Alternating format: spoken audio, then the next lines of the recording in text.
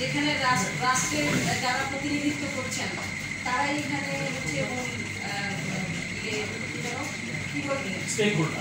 মূল stake holder হিসেবে তারা এখন আছে। এখন কাদের সাথে আলোচনাটা হবে? এরা দাবি তুলছে এখন যে সরকার আর মানে সরকার এতগুলো মানুষ যখন মেরে ফেলছে, এই সরকার কোনোভাবেই এখন এই ক্ষমতা এক্সিস্ট করতে পারে।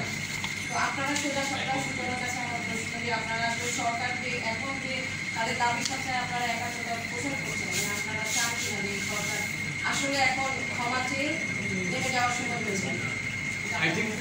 আমার মনে হয় আমরা সেই দিকে হয়তো যাব। আমরা আমাদের যে পরিস্থিতি যেভাবে জটিল হচ্ছে, যদি এটা শান্তিপূর্ণভাবে সমাধান না হয়, যদি একটা যৌক্তিকভাবে সমাধান না হয়, এই যে এটাকে দেশটাকে কারাগারে যে পরিণত করা হয়েছে, খুন খারাপি হয়েছে, এগুলোর বিচার যদি না হয়, তাহলে কিন্তু হয়তো সেই দিকেই যাবে। আমার মনে হয় আমরা কমন নয় সেই দিকেই যাচ্ছি। যে এই সরকারের তো যে লেজিটিমেসি নেই, কারণ তারা জনগণের ভোটে নির্বাচিত হয়ে আসেন। তারপরে শুধু তাই নয়, তারা যেসব অন্যায় করছে তাদের নৈতিক অন্যান্য অধিকার নাই।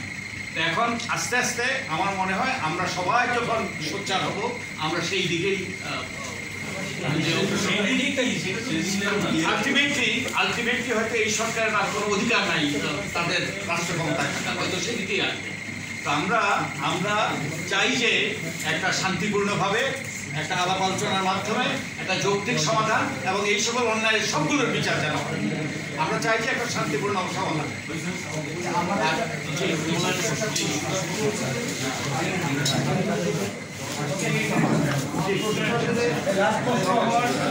তদন্ত দল বা তদন্ত কমিটি গঠন করার কথা বলেছে, পুলিশের পক্ষ থেকে একটা তদন্ত কমিটি গঠন করার হত্যা করেছে এরকম বলা হচ্ছে। পাশাপাশি প্রধানমন্ত্রীও তদন্ত চান,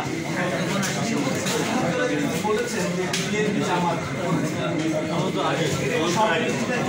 অবশ্যই, কারণ কোনো তথ্য প্রমাণ ছাড়া আমি তো যে কোনো ব্যক্তিকে যে কোনো অপরাধের জন্য আমি দোষারোপ করতে পারি। অতএব কোনো তথ্য প্রমাণ যদি না দিতে হয়, তাহলে ঢালাওভাবে এই যে গণগ্রেপ্তার এগুলো বন্ধ করা দরকার এবং এই রকম ঢালাও অভিযোগ করাও বন্ধ করা দরকার। ওকে, আমাদের আর যদি কারো কোনো প্রশ্ন থাকে একটা লাইন বলি, আপনি দেখবেন যে 14 দলের মিটিংয়ে কিন্তু বলা হয়েছে, কোটা আন্দোলন মিটিং যারা বলছে এটি একটি রাজনৈতিক সমস্যা, শব্দটা শুনেছেন 14 দল থেকে।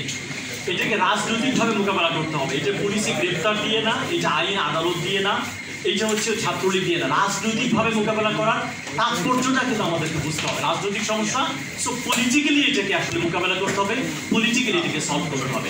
Thank you.